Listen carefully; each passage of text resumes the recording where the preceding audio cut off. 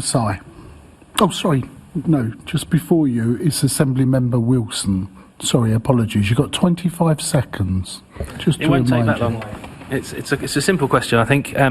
Just the wildfire response vehicles, are they diesel or electric? They are diesel, those ones. Thank you. So it's good to hear that operational practicalities trump net zero ideology on that particular decision. Thank you. Assembly Member Desai.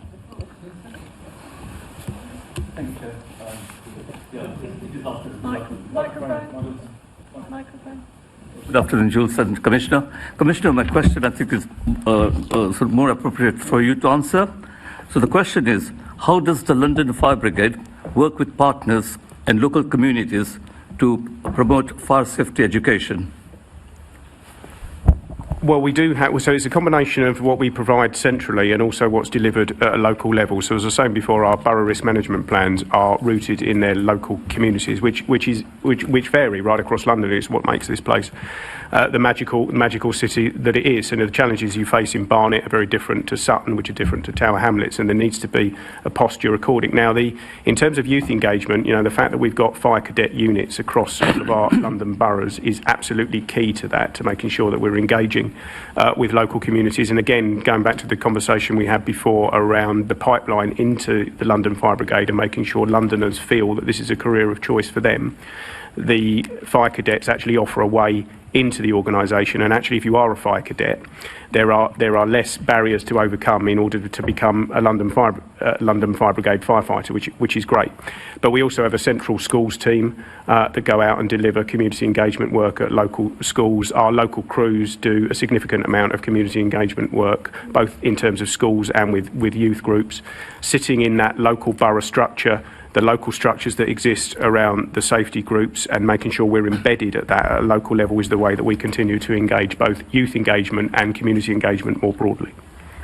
The Commissioner added that the London Fire Brigade's approach to community safety relies on strong partnerships at both the citywide and local borough levels. He explained that every borough faces different risks and challenges, meaning that fire safety campaigns must be tailored to the needs of each area rather than delivered in a single uniform way across London. He said local borough risk management plans help crews stay connected to residents and allow firefighters to focus on the specific concerns affecting their communities. He continued by highlighting the importance of youth engagement programs, particularly the Fire Cadets Initiative, which operates across London boroughs. According to the Commissioner, these cadet units not only teach young people about fire safety and teamwork, but also encourage them to consider careers within the London Fire Brigade in the future. He explained that cadets are given valuable experience and confidence, helping reduce barriers for those later applying. Yes, I could sort of give you some good work being done in my constituency of City and East London. In Newham, the Commander invites local community groups to local fire stations to celebrate various community events. They had a stall recently, over the weekend, I think, in Westfields, which was very well attended. My supplementary was going to be about the cadet service, but you already referred to them. But in terms of the service, where are we? Can you give us an up-to-date picture in terms of numbers? And because I know the police cadet service has been reorganized.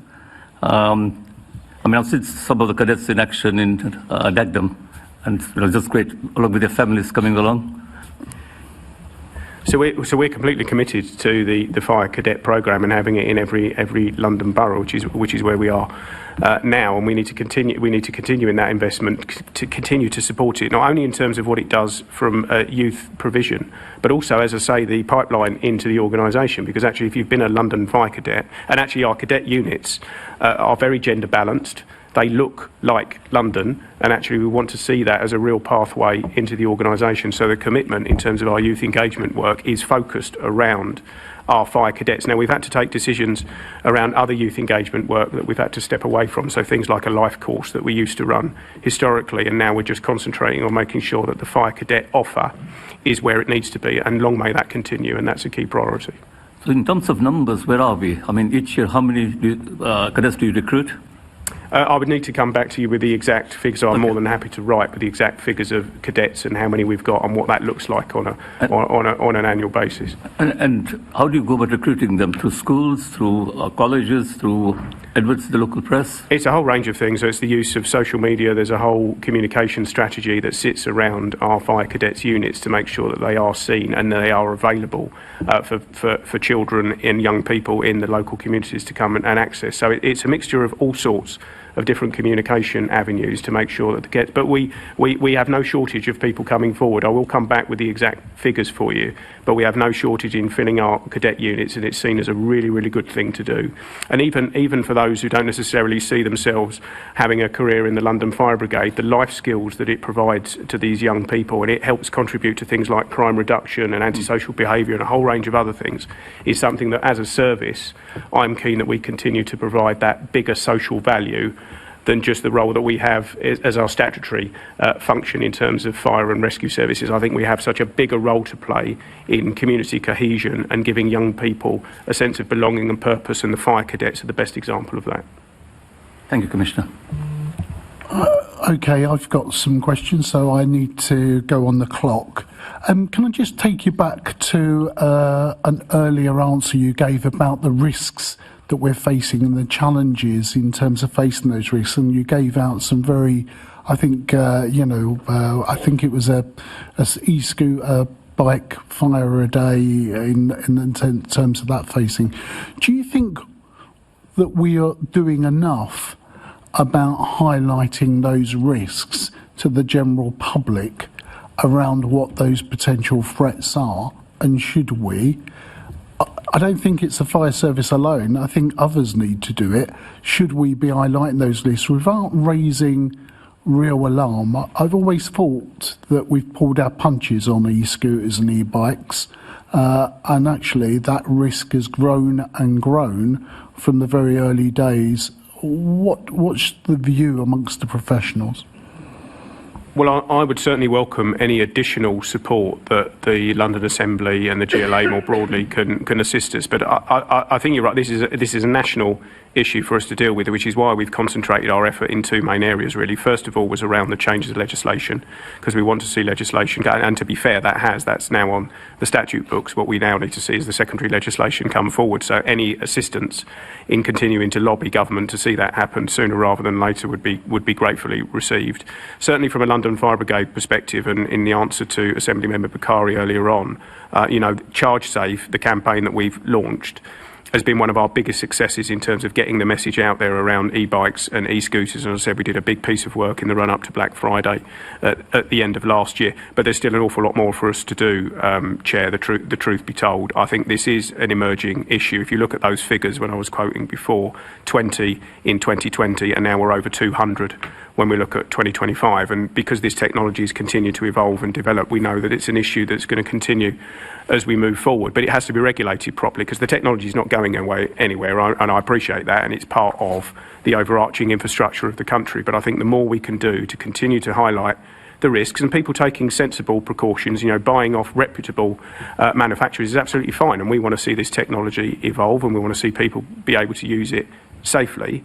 But at the same time, we can also see what we've got is a rising tide in terms of the numbers of e-vehicle fires and e-bike and e-scooter fires that we're dealing with. So the more support we can get on that, the more it'll be welcomed, no question. And I think there's probably more that the National Fire Chiefs Council could be doing as a collective, and that is a conversation that I'm having with Phil Garrigan, the chair of the NFCC, to see what more we can do to push it forward.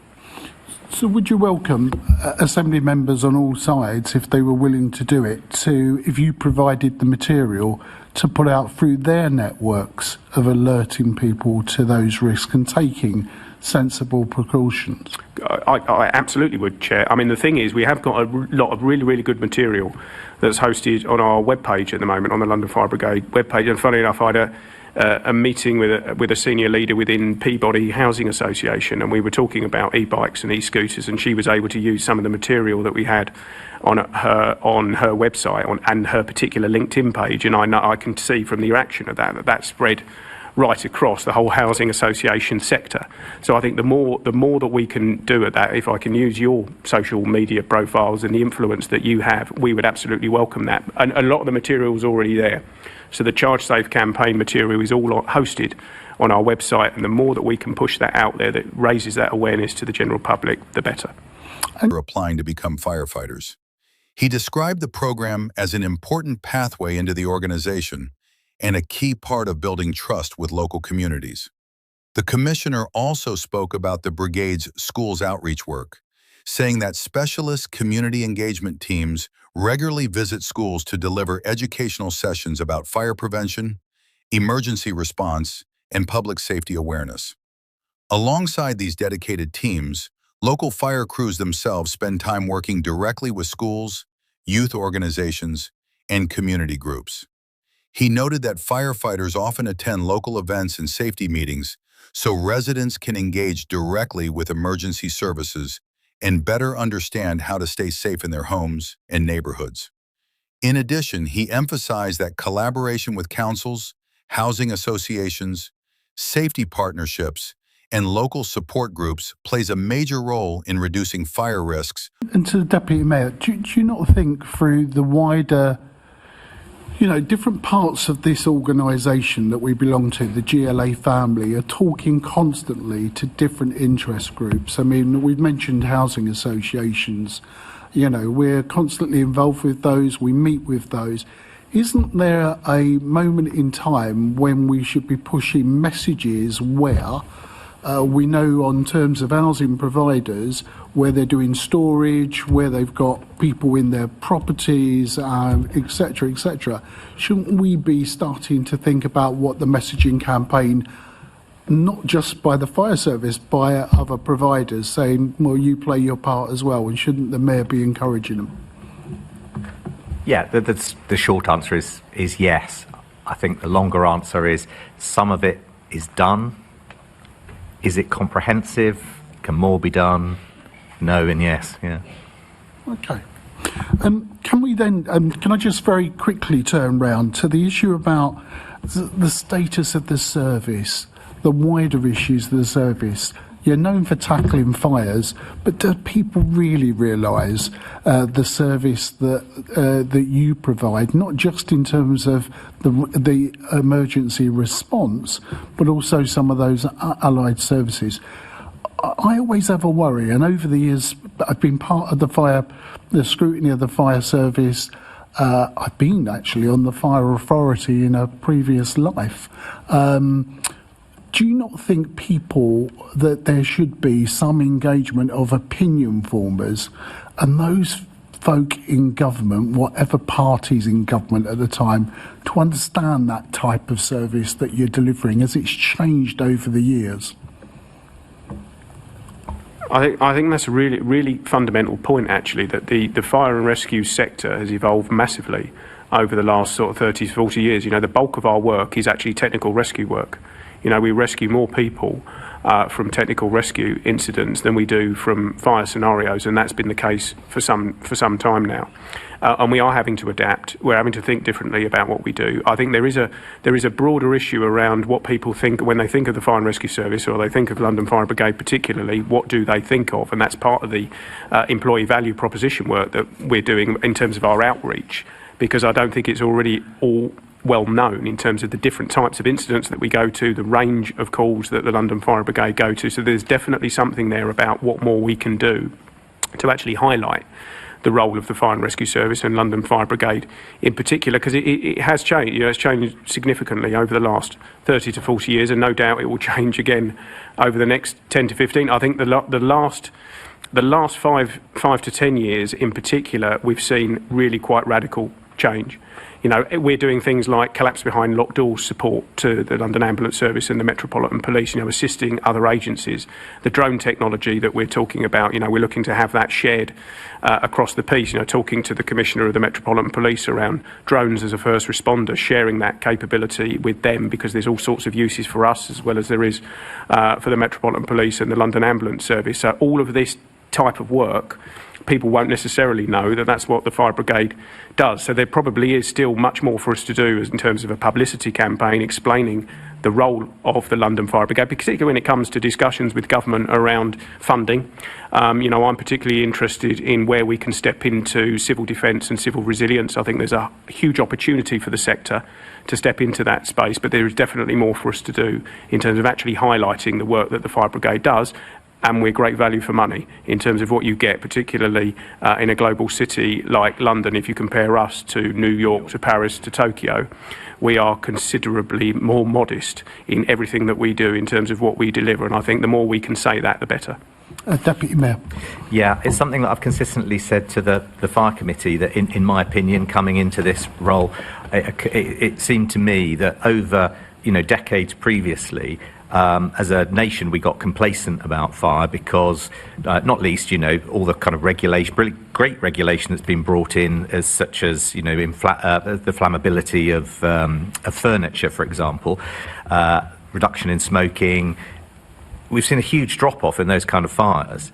And that combined with a fire is a fire, what changes? The fire hasn't changed for millennia. I think that lulled the nation into a false sense of security about the need for investment, the need for different kit, and the need for training.